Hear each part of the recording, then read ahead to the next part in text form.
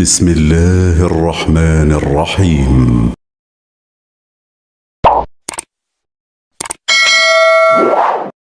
السلام عليكم ورحمة الله وبركاته.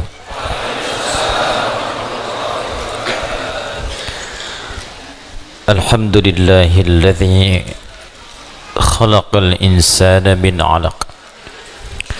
الحمد لله الذي وعدنا لنكون من عباد الله المهديين. الحمد لله الذي أنزل القرآن وفيه شفاء وهدى للعالمين. ثم الصلاة والسلام على رسول الله نبينا ومولانا محمد وعلى آله وصحبه ومن والاه وبعد. فيا عباد الله، أوصي نفسي وإياكم بتقوى الله فقد فاز المتقون، فلا تموتن إلا وأنتم مسلمون. فقال تعالى: يا أيها الذين آمنوا اتقوا الله حق تقاته ولا تموتن إلا وأنتم مسلمون. Saudara-saudariku, alhamdulillah kita masih diberikan kesempatan untuk beribadah dan mempelajari sebagian dari tuntunan syariat agama kita di masjid ini.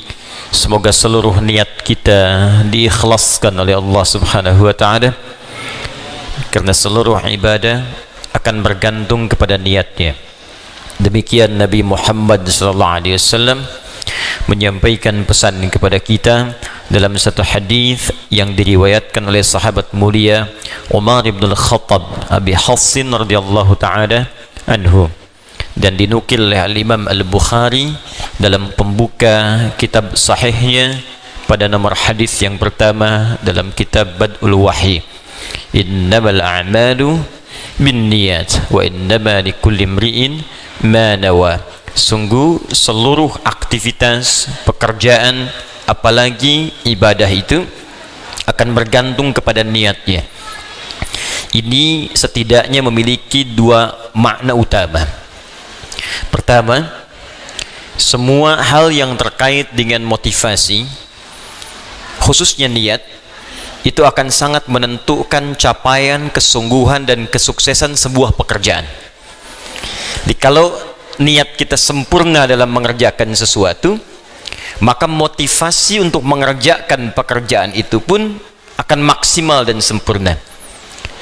Anda niatnya sempurna untuk belajar, maka semua energi kita pun itu akan maksimal digunakan untuk belajar. Anda bekerja dengan niat yang tulus menyempurnakan pekerjaan, maka energi kita pun akan sempurna untuk memaksimalkan pekerjaan yang kita tunaikan. Dalam pendekatan ukhrawi atau akhiratnya, maka niat akan menentukan nilai pahala yang Allah berikan kepada kita terkait aktivitas yang kita tunaikan sebagai ibadah ataukah bukan. Jadi begitu kita kerjakan diniatkan karena Allah, maka berubah ia menjadi ibadah, dan disitulah kemudian memiliki nilai pahala. Tapi sebaliknya, sekalipun itu tanpa ibadah, bagian dari ibadah, tapi niatnya tidak ditujukan untuk kepentingan ibadah, maka dia tidak memiliki nilai pahala di hadapan Allah Subhanahu wa taala. Saya berikan contoh begini, misal dia terlihat seperti ibadah, salat itu ibadah, infak itu ibadah, tapi ada orang yang bahkan dicela oleh Allah ketika salat, tidak dianggap ketika infak. Siapa mereka? Yaitu orang yang tidak meniatkan ibadahnya untuk ibadah. Fawailul lil musallin, celaka orang solat. Anda bayangkan, orang solat ada yang dinilai celaka, apalagi yang tidak solat. Tapi siapa yang solat dan celaka ini? Alladzina hum an salatihim sahun, yaitu orang yang lalai dalam solatnya. Lalai yang dimaksudkan apa? Apakah lalai ini lupa rakaat? Apakah lalai ini melambat-lambatkan solat? Ternyata definisi lalai yang pertama yang disebutkan di ayat ini, teruskan ayatnya, alladzina hum yuraun. Pertama, yang lalai dalam niatnya. Lalai dalam niatnya.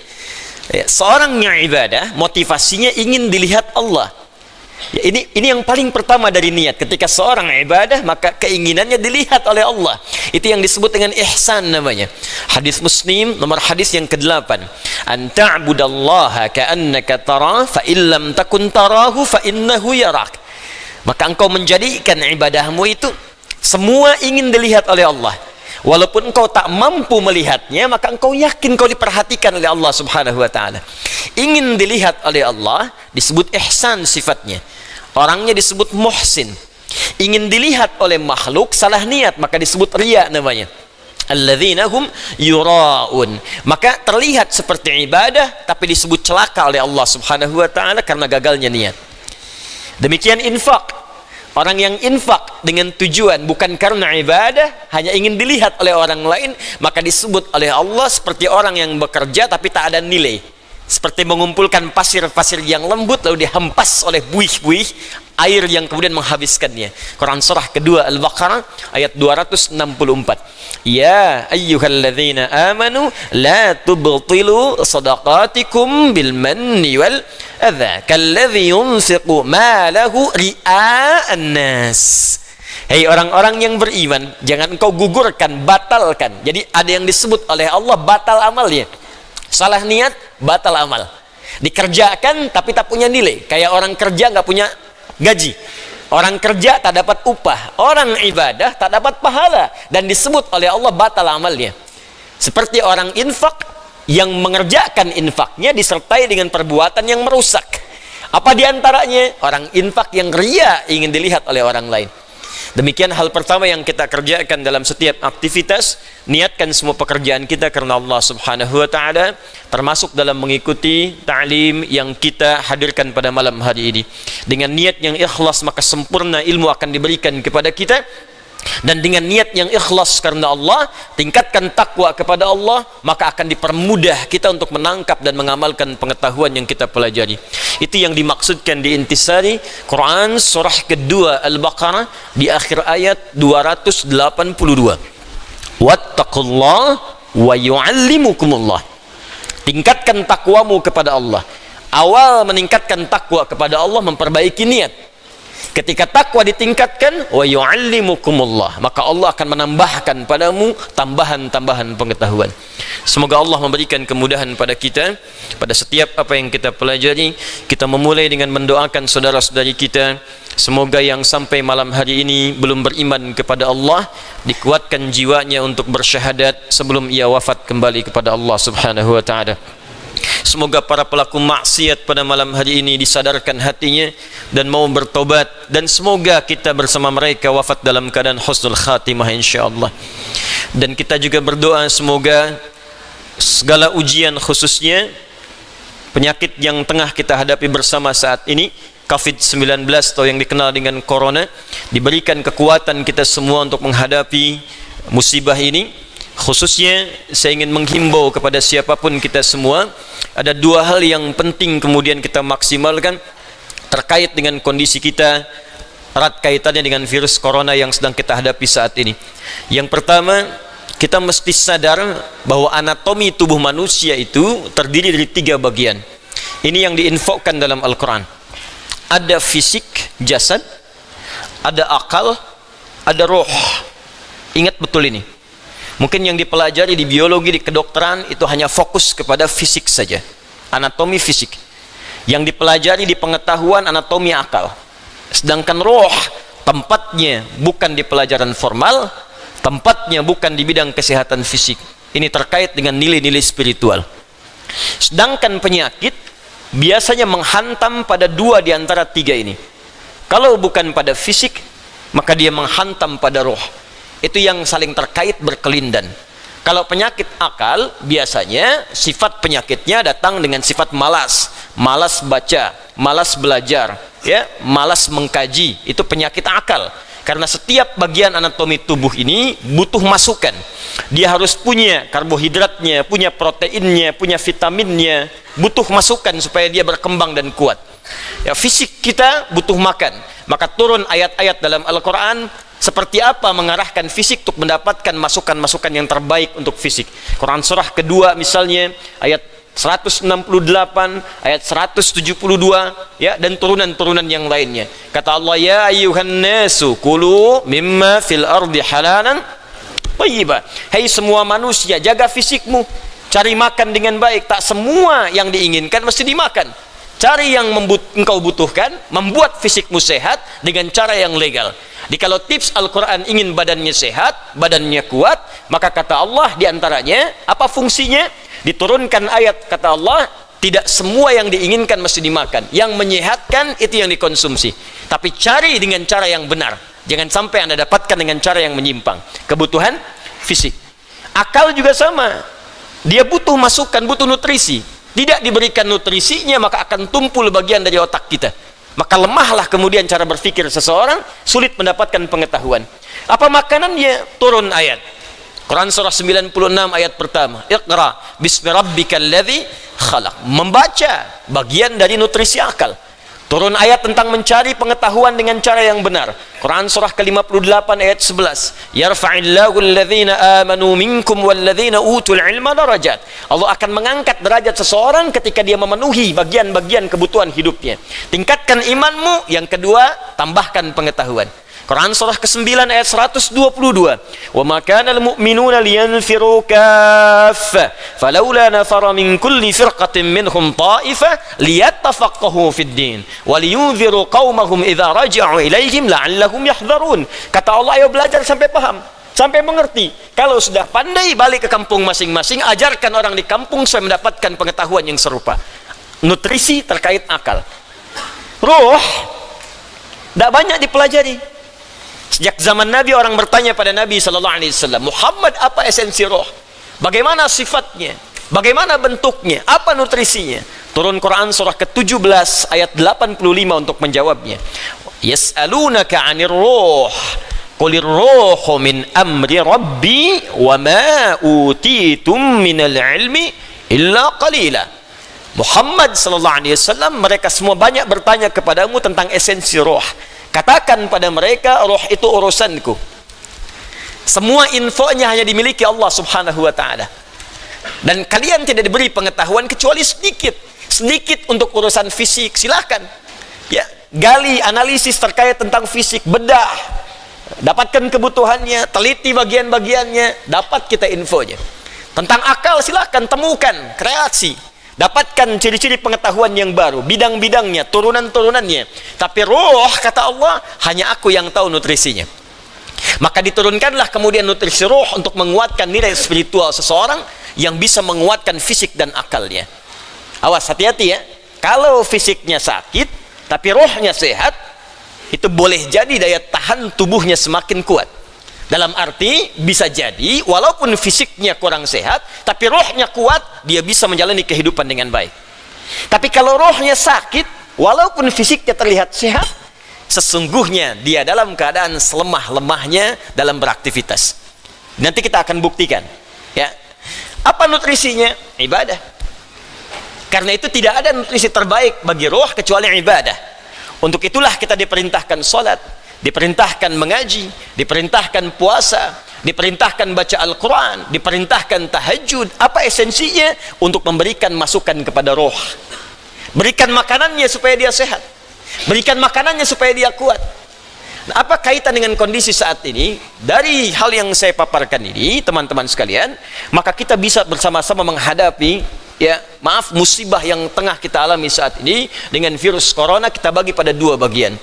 Pertama, secara fisik, rujuk Kementerian Kesehatan.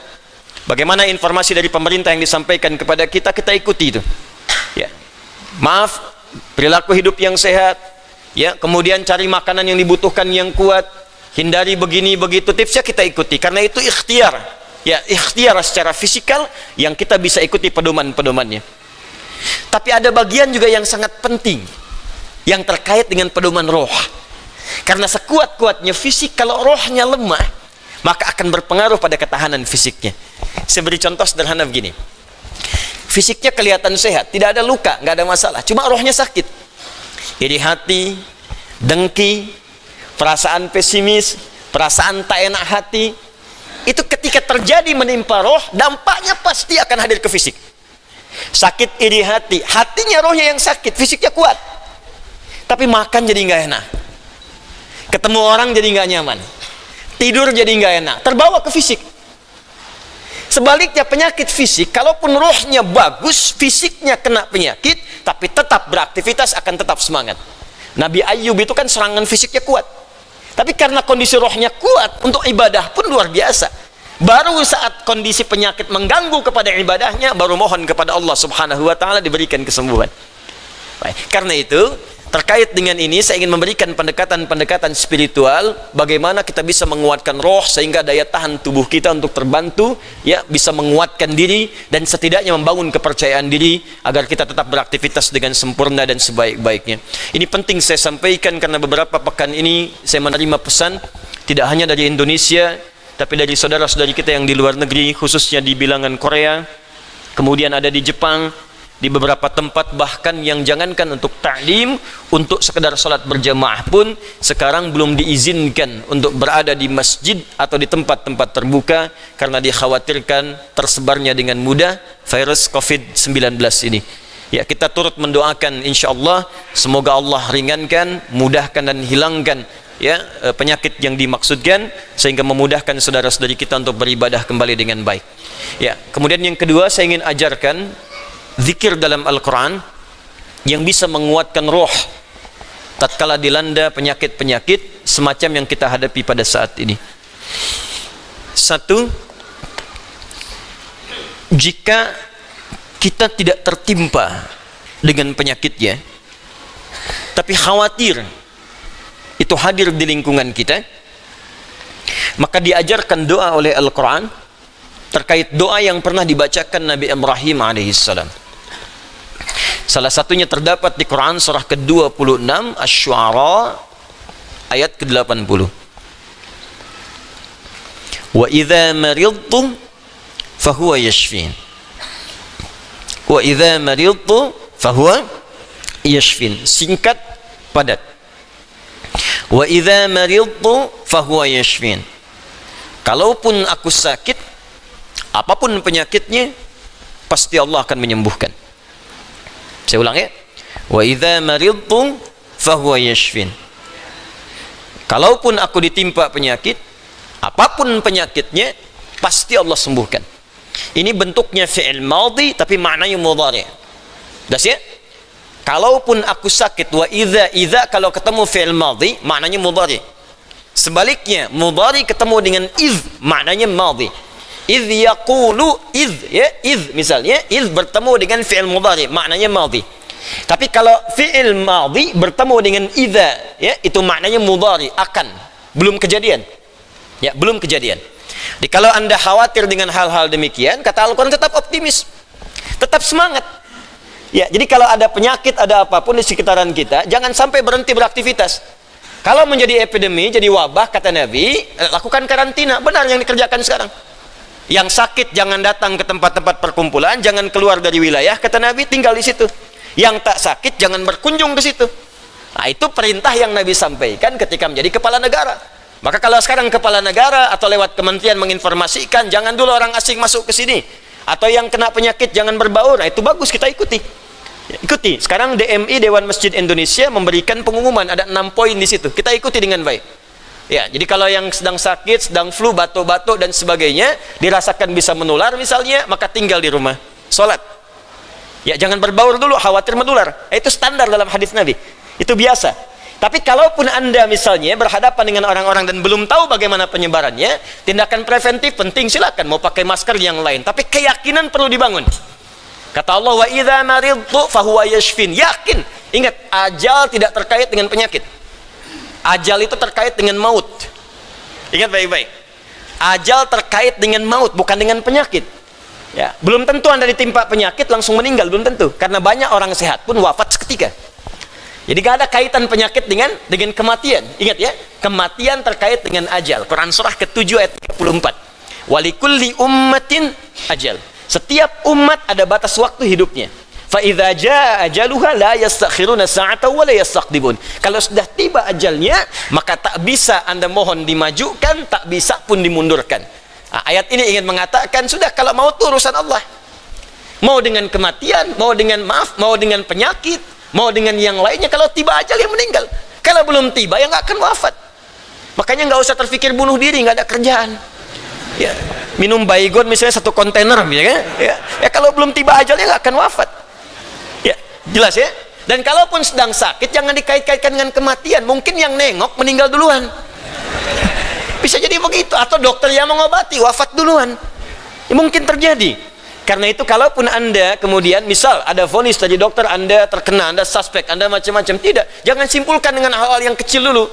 Ketika Anda simpulkan, dekatkan dengan kematian, justru itu akan menurunkan imun Anda sehingga kekebalan tubuh itu semakin menurun. Kuatkan. Ya, wa idza maridtu fahuwa yashfin. Kalaupun saya sakit, Allah pasti akan sembuhkan. Tapi jaga diri baik-baik dengan hal-hal yang tadi diisyaratkan. Yang kedua, kalau Anda terkena penyakitnya dan divonis menjadi bagian dari ahli penyakit itu, misal yang sekarang terkena misalnya kena corona atau kena yang lain, kena cancer, kena macam-macam, maka Allah ajarkan zikir yang selanjutnya yang bisa Anda bacakan, tapi tolong dibacakan dengan penuh keikhlasan dan permohonan kuat kepada Allah Subhanahu wa taala. Saya akan gabungkan 3 surah sekaligus. Insyaallah kalau Anda bacakan dengan benar, di situ ada janji dari Allah seperti Allah janjikan kepada Nabi Ayub, penyakit apapun selain kematian Allah akan berkenan menyembuhkannya. Pertama, saya urutkan dulu dari urutan ayatnya. Quran surah ke-17. Quran surah 17 Al-Isra. Ayat 82. Sudah? Ayat 82.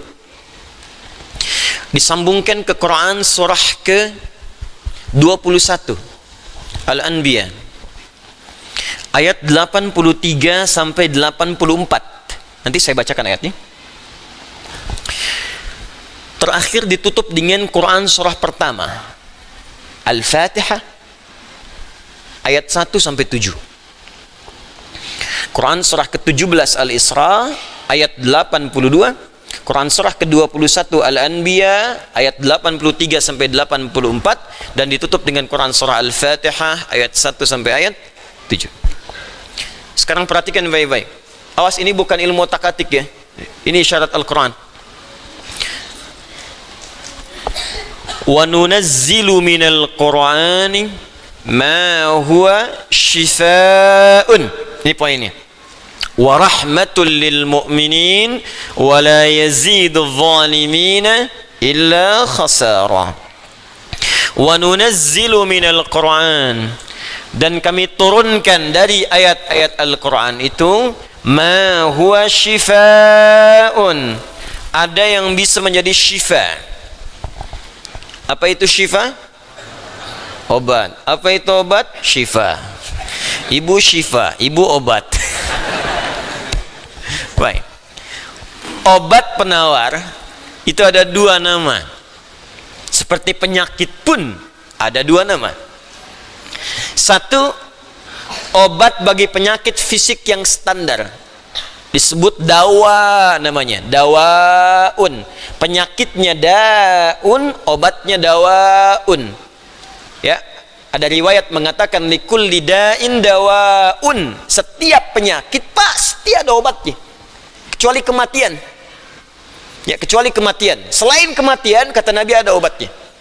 Ya, kalau kita mau kreatif, kita dapatkan analisis, dapatkan hadir. Ya, likulli da'in dawaun. Da itu penyakit fisik. Ya, pusing, sakit perut, sakit gigi, macam-macam. Kata Nabi, Anda kreatif, dapat obatnya. Obat untuk fisik ini disebut dawa namanya. Ada yang kedua, disebut dengan maradun. Maradun. Marad itu lebih kepada penyakit hati, penyakit jiwa, roh. Ini Quran surah kedua Al-Baqarah ayat 10, fi qulubihim marad fazadahumullahu marada. Ada orang-orang munafik yang kena penyakit, fisiknya sehat, kuat, ke masjid nomor 1, saf pertama dia, cuma di hatinya ada penyakit. Ya, masuk masjid nyanjung Nabi, keluar masjid mencela Nabi. Nah, itu penyakit, hati-hati. Masuk masjid, nyanjung-nyanjung, keluar mencela-cela. Di depan berkata baik, di belakang menjelek-jelekan. Ah, itu sakit. Nah, itu sakit tuh. Ya. Apa penyakitnya? Marad. Obat penyakit hati ini, maka namanya bukan dawa, tapi disebut dengan syifa. Syifa. Syifaun. Tahan, pelan-pelan. Jikalau ada orang iri hati, orang dengki, mohon maaf, orang terkena penyakit hati yang lainnya, maka obatnya tidak akan pernah ditemukan di apotek atau di rumah sakit tertentu. Silahkan Anda datang ke Kimia Farma, datang ke apotek-apotek yang Anda dapatkan di sekitaran, Century dan sebagainya. Tanyakan, ada nggak obat penyakit hati? Ada nggak obat iri hati? Ada nggak obat dengki? Nggak akan ditemukan. Kenapa? Karena mereka khusus menangani penyakit-penyakit fisikal, disebut dengan daun. Tapi kalau syifa, maka ini erat kaitannya dengan penyakit yang pertama ini, penyakit hati. Di mana ditemukannya? Kata Allah, wa nunazzilu minal Qur'an. Solusinya ada dalam Al-Quran. Maka nanti Allah turunkan beberapa amalan-amalan yang saat dikerjakan amalan itu bisa menghikis, menyembuhkan, bahkan menghilangkan penyakit-penyakit hati. Cari ayatnya. Maka Anda akan temukan kalimat-kalimat dalam Al-Quran, ayat-ayat bimbingan. Ini obat untuk menghilangkan malas, ini obat untuk menghilangkan iri hati, bahkan ini mencegah penyakit dengki. Kalau ada orang sekitaran dengki dengan kita, bacakan ayat ini, turun surah Al-Falaq. Kalau ada orang munafik, bacakan surat yang ini. Kalau ada orang ini, bacakan surat yang ini. Nah, pencegahan-pencegahannya, obatnya ditemukan bagiannya di Al-Quran. Tapi syifa juga memiliki makna yang kedua. Dia adalah obat bagi penyakit fisik yang sudah sulit ditemukan obat dan penawarnya. Kalau dokter sudah mengatakan, sudah ini nggak ada obatnya, ini belum ditemukan penawarnya, maka Allah turunkan kemudian beberapa ayat dalam Al-Quran berupa zikir-zikir tertentu yang kalau dilakukan dengan benar maka melahirkan penawar yang tidak ditemukan secara fisikal. Apa diantaranya? Yuk kita bacakan Quran surah ke-21 Al-Anbiya ayat ke-83 sampai 84. Kenal Nabi Ayub? Bagus. Ada yang kenal di sini. Baik. Bukankah ujian Nabi Ayub salah satunya kena penyakit fisik? Bukankah ujian Nabi Ayub alaihissalam salah satunya kena penyakit fisik? Ya. Pertama ujian harta, habis semua asetnya. Yang kedua ujian keluarga, wafat semua anaknya. Yang kedua ketiga ujian fisik. Ditimpa, diuji dengan penyakit, maaf, yang belum ditemukan obatnya, tidak akan pernah dirasakan orang sebelumnya, tidak dialami orang setelahnya, saking parahnya penyakitnya. Dokter mengatakan sudah nggak ada obat. Orang mengatakan secara klinis mustahil sembuh, nggak ada obatnya. Maka apa yang dikerjakan oleh Nabi Ayub alaihissalam? Ingat, ini pesan dari Al-Quran. Ada isyarat begini, ketika manusia mengatakan, makhluk mengatakan ini mustahil, itu tanda pertama dari Allah supaya langsung kita diminta untuk memohon kepada Allah subhanahu wa ta'ala. Jadi kalau ada orang mengatakan ini nggak bisa, itu langsung tanda langsung dari Allah supaya tinggalkan pendapat makhluk, minta kepada Khalik. Itu poinnya. Makanya seringkali ujian penyakit itu diantaranya mendorong kita untuk mendekat kepada Allah. Jadi kalau Anda diberikan penyakit sampai parah, nggak menyebut nama Allah juga, perlu dikasih apa lagi supaya ingat sama Allah? Jadi kalau diberikan yang paling parah, nggak sempat menyebut nama Allah juga, Anda perlu dikasih apa lagi? Karena itu seringkali ujian itu, kata Nabi, jika Allah mencintai seorang hamba, diberikan ujian supaya dekat dengan Allah. Innallaha idza ahabba 'abdan ibtala. Allah itu kalau sudah cinta dengan seorang hamba, diberikan ujian supaya ingat, nyebut. Mungkin sebentar lagi wafat, sebut nama Allah, dekatkan diri dengan Allah. Makanya maaf ya, nikmat kesehatan itu berharga ketika sakit. Ya, syukur nikmat itu datang ketika sakit. Peningkatan ibadah hadir ketika sakit. Begitu diuji, ingat Allah. Nah, ini yang dikerjakan Nabi Ayub alaihissalam. Begitu penyakitnya sudah mulai mengganggu beliau ibadah, maka perhatikan zikirnya. Amalkan ini, bacakan dengan penuh ketulusan. Wa Ayyuba, dan kami buka kisah Ayub. alaihi salam, idnada rabbahu anni massani ad-durru wa anta arhamur rahimin. Ini zikirnya. Anni massani ad-durru wa anta arhamur rahimin. Anda boleh bacakan dari sini. Ya, anni massani ad-durru wa anta arhamur rahimin. Allahumma anni massani ad-durru wa anta arhamur rahimin. Allahumma anni massani ad-durru wa anta arhamur rahimin. Dalam tahajud Anda mohon kepada Allah. Yang divonis misalnya matanya sulit sembuh, yang divonis misalnya ini penyakit gak mungkin sembuh, yang divonis cancer macam-macam, minta Allahumma anni massani ad-durru wa anta arhamur rahimin. Ya Allah, penyakit ini sudah mulai mengganggu saya untuk bisa fokus ibadah kepadamu. Ini kuncinya. Jadi kalau bacakan ayat ini, arahkan ke kepentingan ibadah. Jangan cuma minta sembuh. Sebab yang pengen sembuh pun banyak. Jangankan Anda, yang lain pun pengen sembuh. Apa motivasinya supaya Allah cepat sembuhkan kita? Maka dekatkan kesembuhan itu pada kepentingan ibadah. Minta, ya Allah saya pengen sholat. Berikan kesembuhan pada kaki saya untuk bisa melangkah. Ya. Ini peserta karantina Al-Quran, mungkin sebentar lagi akan datang kisahnya. Ada salah satu matanya yang gak berfungsi. Divonis gak bisa melihat. Gak bisa melihat salah satunya. Dia ikut karantina. Dia baca Quran dengan tulus. Dia berdoa kepada Allah. Sekitar 2-3 hari yang lalu, tiba-tiba dia masuk kamar mandi, dapat cahaya, terbuka, melihat semua. Sekarang matanya bisa melihat normal dua-duanya. Minta, Allahumma anni massani ad-durru wa anta arhamur rahimin. Sebentar.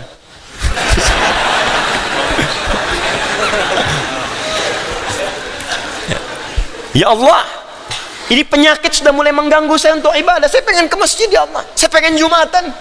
Saya pengen jamaah ya Allah. Cuman karena ini saya nggak bisa lagi jamaah. Bukankah Engkau menyukai hambamu yang jamaah ya Allah? Bukankah Engkau menyukai hambamu yang salat bersama ya Allah? Bukankah Engkau menyukai zikir ya Allah yang Kau dengar setiap waktu ya Allah?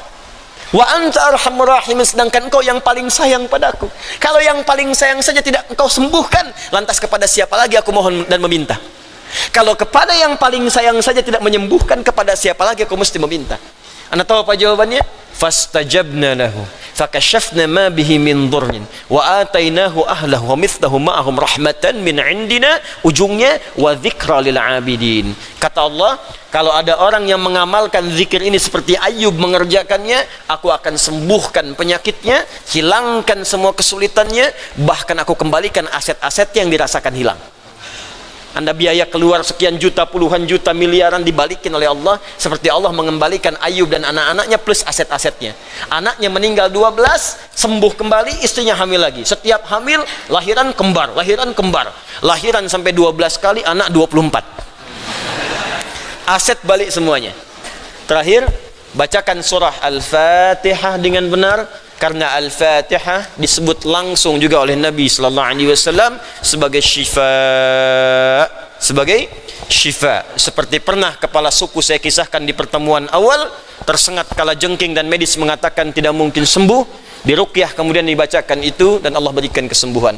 Wallahu a'lam bissawab. Ini bagian dari ikhtiar roh, bukan bagian dari pendekatan-pendekatan obat fisik. Dan semoga dengan itu Allah memberikan ketenangan, kemudahan, dan menghilangkan segala kesulitan di sekitaran kita insyaAllah.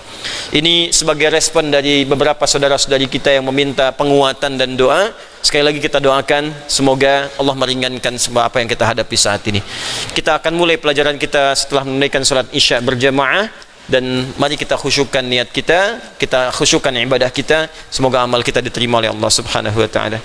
Assalamualaikum warahmatullahi wabarakatuh.